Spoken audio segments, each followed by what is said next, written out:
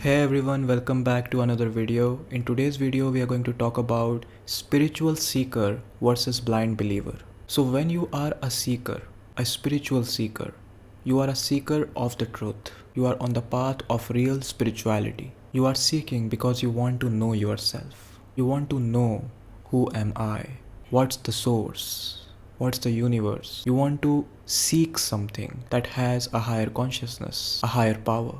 But on the other hand, being a blind believer is like being on a path of blind faith. And this is the path of the masses, because blind faith has always been used by the authorities, by the people in power, whether it is a politician, a priest, to control your mind, to divide you.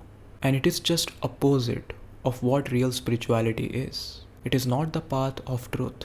It is the path of division. It is the path of superstition. Spirituality is about freeing you, not just from the outside attachments, but from your own ego, from your own identity, making you realize that it is just a form, a concept. Who you truly are is so much more, and that's what you have to seek. But when you become a blind believer, that identity, the ego itself, becomes a weapon of division. The people in power now use these people who have the blind faith as puppets. You also have faith when you are a seeker, but that faith is not blind. It has eyes, it has a knowing, it has a trust in the higher power, and it is coming from knowing yourself. When you are a blind believer, you don't know yourself at all. You know yourself just as the identity, just as your belief systems, that I believe this is true.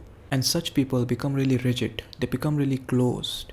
They are unable to have a grip on reality. You can also say in a way that they become delusional, because all the stories they are being fed, they are being brainwashed into believing something that is making them blind spiritually.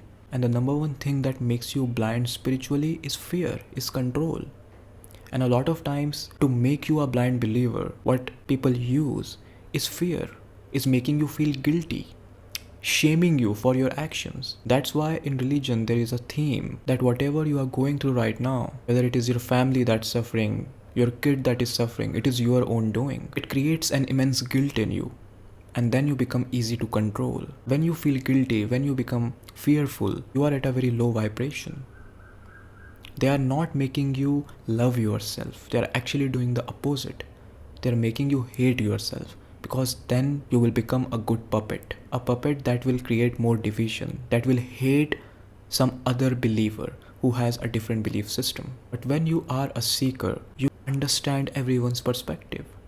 No matter what religion they belong to, you are able to see the oneness in all of them, because you know the truth is one and it is just being expressed in different forms. There is no division then, there is no hate, there is no fear. But it is very harmful for the people who are in power. They want division, they don't want oneness, and ego is division. When you think of the organized religions, they divide you in a massive way. And a person who is blindly believing in anything, whether it's religion, belief system, any principle, they completely become closed to any perspective. They hate the other perspective, and whatever that goes against their belief system, their brainwashed mind, they start fighting that thing or that person. They become violent also. A very extreme example will be terrorism. They think they are doing the right thing. They think they will go to heaven. But we all know that it is pure separation consciousness. It is not something that a seeker will do, a seeker of truth. They have no consciousness left of their own. That's why they become puppets. So I feel when it comes to religion, when it's come to spirituality, you should have a trust that has eyes. It should not be blind. And you should always seek from a space of love, from a space of curiosity, from a space that I want to know who am I. It should not be blind. The belief should not be just for the sake of believing something. It should come from a space of love. And that's why there is a lot of scam with the blind believers. The people who have blind faith, they can be really easily scammed, because people play with their emotions. When a person is blindly believing on anything, they are really vulnerable. They are really easy to take advantage of. And there are a lot of cases where God men are using false miracles, fake miracles. It's clearly visible. But the people who are there, they are unable to see that because they are so intoxicated or hypnotized, brainwashed. They are unable to see the reality. They become delusional. They are unable to see what's real. They see through a filter, and they become more and more powerful, these God men, by creating a narrative that you can't question them. They are your leader, they are the messenger of God. A person who is really aware, a person who is really someone who wants to awaken others, help you to awaken the source, the God within you. Everything, within every particle, there is God, there is source. It is not separate from you. If a person proclaims like he is the only one with some special connection and no one else does that, that's not someone who is real. The very word guru, it means the one who lights the light within others, who awakens the light within others. But there are many God men in different organized religions who claim that they are doing miracles, and there are physical evidences that they are just fooling people. But the people who are their followers, they are unable to see that. Why is that? Because they are brainwashed. They are not seekers. And the masses are really easy to target for such people because they don't question, they just follow like sheep in herd. That's why if you are a spiritual seeker, you might have noticed that you are the black sheep, that you are not someone who belongs with the masses. You have your own path and you feel out of the place when you are with the masses. You are the odd one out because this path is a path of solitude. You will have to search the truth on your own. You will have to question everything, and not everyone is ready for that. You have to first of all admit that whatever you believe, whatever you have been conditioned with, maybe it is not the truth. You have to first unlearn. And when you unlearn, you go through a process of cognitive dissonance. The ego is not ready for that because the ego wants to believe the story of the past, all the stories. It doesn't want to let go of them. That's why it's easy to believe something that's not real instead of seeking something that's real, that's true. So if you are someone who have been scammed, who have been taken advantage of in the past in the name of religion, understand that religion, true spirituality is not about creating fear in you, creating shame in you, guilt in you to control you. If it is coming from these frequencies, use your discernment and get out of there. Always approach from love, loving yourself and loving everything that is in existence.